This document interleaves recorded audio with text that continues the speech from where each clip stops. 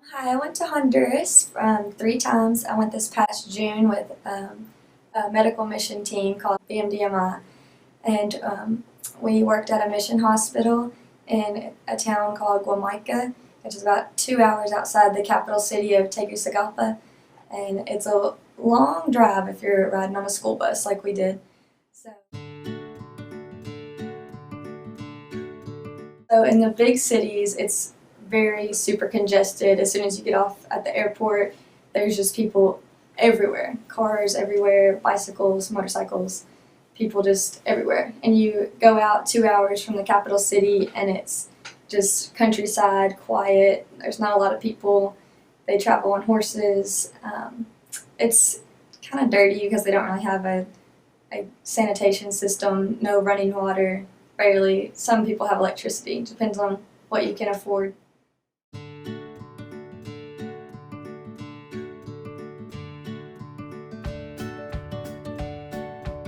In the capital of Tegucigalpa, they have hospitals, but nothing like what we have here in America. It's just kind of there. It's not clean. There's hundreds of people there. The capital is very congested. And then out in the rural areas, up in the mountains, there's like nothing but missionaries if they come and if they set up clinics. And then in the kind of medium-sized town that I was in, we had like a mission hospital. So it was actually a facility that was paid for by missionaries.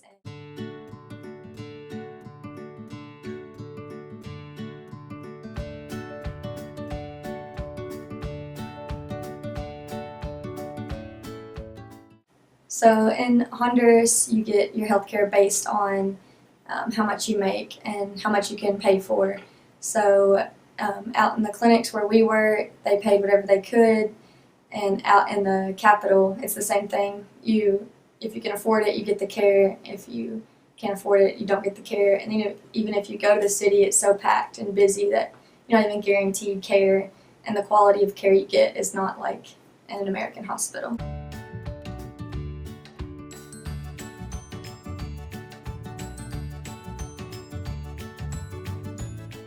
So on our American team, we had 2 general surgeons and 2 urologists.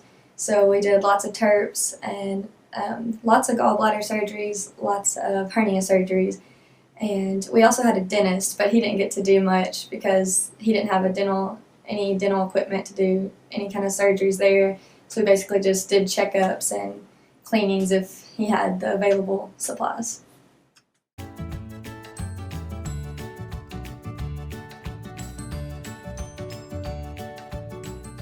We got there, and the first day we did evaluations of all the people, and they heard we were coming, so they're like, American doctors, we have to go. So everybody just shows up at the mission hospital and they get evaluated, and we schedule surgeries for the week. And then we have our surgical team. We had 2 general surgeons and 2 urologists, so they got scheduled based on if we had time for them, if they needed the most critical people got the surgery. So our main goal was to do as many surgeries as we could down there to help the people because they can't afford it or can't make it to the capital city to get surgeries they need if they're if they live in the mountains. So we did a lot of home health visits. I went out on a bunch of those since I'm not a trained medical professional. So we just did basic care, checked blood pressure. We went and checked on a bunch of pregnant ladies. And then we went out on what's called rice and beans. So we took them actual rice and beans, and then we had a water truck, and we took them clean water because they don't have access to clean water, no plumbing whatsoever, and went up to the poorer regions of the country.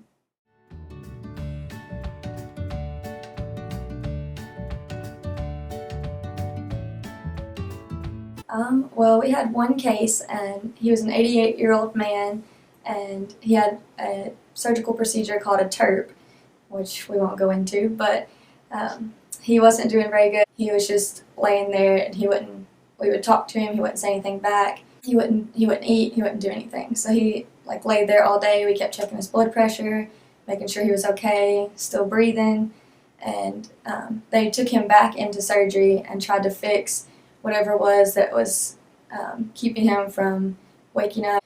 So it was really rough on him. And then we were up all night. All the doctors were just sitting in a room, and he needed hypotonic solution. And we searched the entire hospital for it, couldn't find it. And the capital is over 2 hours away by bus. We wouldn't have made it back, so we really didn't have anything to do. We called the pharmacies and the other little hospitals down the street, and they had no solution. So we had really nothing to do but sit around and wait. And in the morning, he was perfectly fine, up and talking. So it was basically a miracle because the doctors there, even though we were Americans, couldn't fix him with the lack of supplies.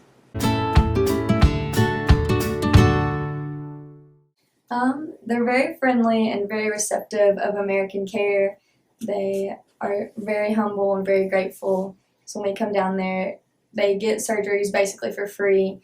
It's whatever they can pay for based on their income. And most of them are farmers or just like peddlers and sell stuff on the streets and do whatever they can to make a dollar. And they just come by income basis. That's the health care they get.